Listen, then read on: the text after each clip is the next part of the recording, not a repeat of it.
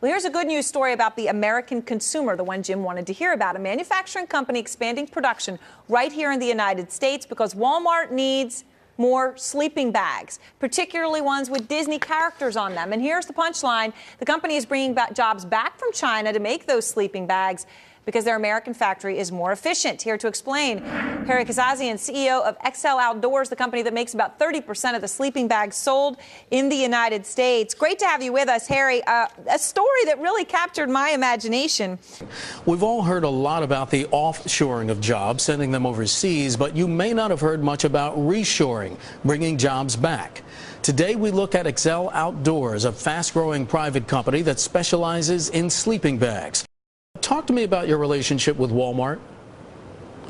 Our relationship with Walmart has been absolutely great. They encourage us to be green.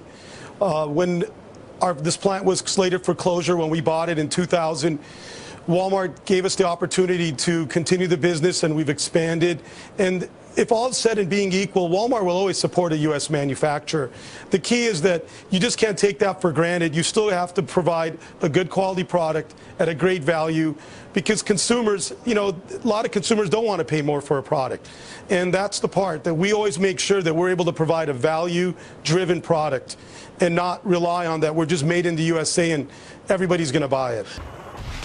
Southern California-based Exxel Outdoors makes Disney-logoed sleeping bags for major retailers such as Walmart and Target. You'd expect them to be made in China, and 5 years ago, 70% of them were. But now Exxel has shifted 80% of its sleeping bag manufacturing to this 75-worker factory in Haleyville, Alabama. There's really nothing better than walking into a factory and watching Americans manufacture product. When you put a face to numbers, it makes a big difference. And it made both me and my partner decide that, hey, you know what?